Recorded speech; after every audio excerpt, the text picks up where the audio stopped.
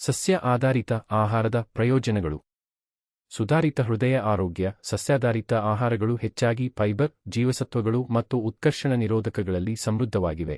ಇದು ಕೊಲೆಸ್ಟ್ರಾಲ್ ಮಟ್ಟವನ್ನು ಕಡಿಮೆ ಮಾಡಲು, ರಕ್ತದೊತ್ತಡವನ್ನು ಕಡಿಮೆ ಮಾಡಲು ಮತ್ತು ಹೃದ್ರೋಗದ ಅಪಾಯವನ್ನು ಕಡಿಮೆ ಮಾಡಲು ಸಹಾಯ ಮಾಡುತ್ತದೆ.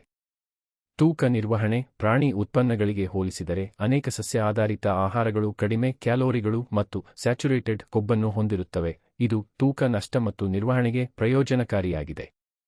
ದೀರ್ಘಕಾಲದ ಕಾಯಿಲೆಗಳ ಕಡಿಮೆ ಅಪಾಯ. ಸಸ್ಯಾಧಾರಿತ ಆಹಾರವು ಟೈಪ್ 2 ಮಧುಮೇಹ, ಕೆಲವು ಕ್ಯಾನ್ಸರ್ಗಳು, ಉದಾಹರಣೆಗೆ ಕೊಲೊರೆಕ್ಟಲ್ ಕ್ಯಾನ್ಸರ್ ಮತ್ತು ಇತರ ದೀರ್ಘಕಾಲದ ಪರಿಸ್ಥಿತಿಗಳನ್ನು ಅಭಿವೃದ್ಧಿಪಡಿಸುವ ಅಪಾಯವನ್ನು ಕಡಿಮೆ ಮಾಡುತ್ತದೆ ಎಂದು ಸಂಶೋಧನೆ ಸೂಚಿಸುತ್ತದೆ. ಪರಿಸರ ಸುಸ್ಥಿರತೆ. ಸಸ್ಯಾಧಾರಿತ ಆಹಾರಗಳನ್ನು ಉತ್ಪಾದಿಸಲು ಸಾಮಾನ್ಯವಾಗಿ ಕಡಿಮೆ ನೈಸರ್ಗಿಕ ಸಂಪನ್ಮೂಲಗಳು, ಭೂಮಿ, ನೀರು, ಶಕ್ತಿ ಬೇಕಾಗುತ್ತವೆ ಮತ್ತು ಮಾಂಸಕ್ಕಾಗಿ ಪ್ರಾಣಿಗಳನ್ನು ಸಾಕುವುದಕ್ಕೆ ಹೋಲಿಸಿದರೆ ಕಡಿಮೆ ಹಸಿರುಮನೆ ಅನಿಲ ಹೊರಸೂಸುವಿಕೆಯನ್ನು ಉತ್ಪಾದಿಸುತ್ತವೆ. ಎರಡನೇ ಅಭಿಪ್ರಾಯ.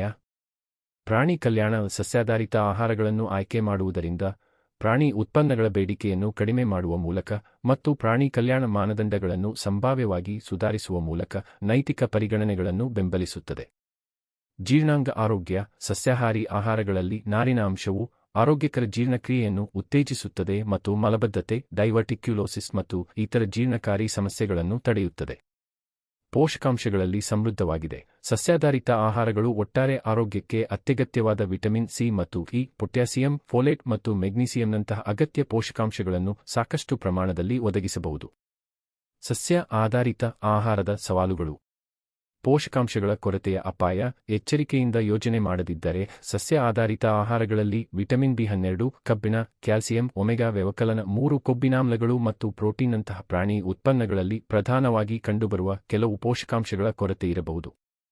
ಸಾಮಾಜಿಕ ಮತ್ತು ಸಾಂಸ್ಕೃತಿಕ ಅಂಶಗಳು. ಮಾಂಸ ಮತ್ತು ಪ್ರಾಣಿ ಉತ್ಪನ್ನಗಳು ಊಟ ಮತ್ತು ಸಂಪ್ರದಾಯಗಳ ಕೇಂದ್ರಬಿಂದುವಾಗಿರುವ ಸಾಮಾಜಿಕ ಸೆಟ್ಟಿಂಗ್ಗಳು ಅಥವಾ ಸಾಂಸ್ಕೃತಿಕ ಸಂದರ್ಭಗಳಲ್ಲಿ ಸಸ್ಯ ಆಧಾರಿತ ಆಹಾರವನ್ನು ಅನುಸರಿಸುವುದು ಕೆಲವೊಮ್ಮೆ ಸವಾಲಿನದ್ದಾಗಿರಬಹುದು.